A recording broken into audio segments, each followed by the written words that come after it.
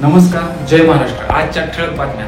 दीनानाथ मंगेशकर हॉस्पिटलमध्ये एक भयानक प्रकार घडलेला आहे। एका महिलेचा त्या ठिकाणी दुर्दैवी अंत झालेला आहे। एक महिला डिलिव्हरीसाठी त्या ठिकाणी भरती होत असताना तिला 10 लाख रुपये मागण्यात आले। ते 10 लाख रुपये तिच्याकडे नसल्यामुळे तिचा त्या ठिकाणी दुर्दैवी अंत झालेला आहे। अतिशय भयानक प्रकार हा घडलेला आहे। त्या महिलेने 2 जुळ्या बाळांना जन्म दिलेला आहे, पण त्या जुळ्या बाळांकडून आई हिरावून घेण्यात आलेली आहे। त्या महिलेला न्याय मिळणार का? महाराष्ट्र विचारतोय, त्या महिलेला न्याय मिळणार का? माझा दुर्दैवी मृत्यू झाल्यानंतर तुम्ही आता नाही मागताय? मीच ती महिला, माझा तर दुर्दैवी मृत्यू झाला दीनानाथ मंगेशकर या हॉस्पिटलमध्ये। असं कित्येक महिलांसोबत होत असेल, घडत असेल, रोज घडत असेल, आणि आता तुम्ही न्याय मागताय माझ्यासाठी। हीच न्यूज, हे जे प्रकरण घडतंय हे तुम्ही आधी दाखवलं असतं, आधीच आवाज उठवला असता, तर आज हे माझ्यासोबत घडलंच नसतं। माझे जे मिस्टर आहेत, माझे मिस्टर आमदाराचे PA असूनही माझ्यासोबत असं झालेलं। मग सामान्य लोकांसोबत का नाही घडणार असं? फक्त पैशामुळे मला वाईट या गोष्टीचं वाटतंय, जे मी ज्या मुलांना जन्म दिलाय तर त्यांना आईची माया कोण देणार?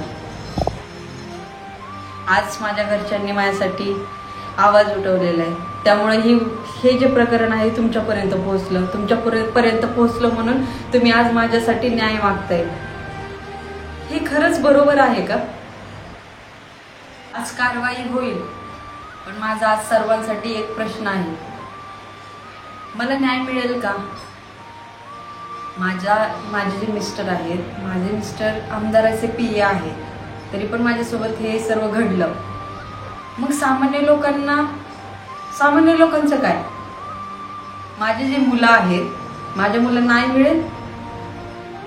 या प्रश्नांची उत्तरं सर्वांनी द्यायची, तुम्ही पण द्यायची, सरकारने पण द्यायची आहे, आणि जनतेने पण द्यायची आहे।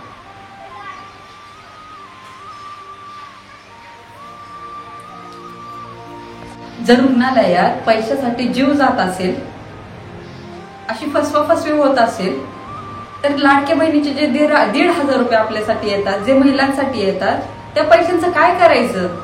जर असं जीव जात असेल तर नकोय आम्हाला लाडकी बहीण योजना। मी तर गेले स्वर्गात। आता मला माझ्या मुलांना घेता येईल का? मी माझ्या मुलांना घेऊ शकेल का? किंवा मला परत पुन्हा जीवन मिळणार आहे का? जगू शकणार आहे का मी? नाही ना। यासाठी कारणीभूत कोण आहेत? तेच डॉक्टर ना, ज्यांनी वेळेवर माझा उपचार केला नाही। उपचार झाला असता तर हे सर्व झालंच नसतं ना। तर मला एवढं सांगायचंय की यापुढून तरी हे जे प्रकरण माझ्यासोबत घडलेलं आहे ते इतर महिलांसोबत नको घडायला। या सर्वांनी काळजी घेतली पाहिजे। त्यामुळे आवाज आता माझ्यासाठी सर्व घरच्यांनी आवाज उठवलेलाच आहे, तर यापुढून हे प्रकरण पुन्हा घडू नये यासाठी सर्वांनी काळजी घ्या।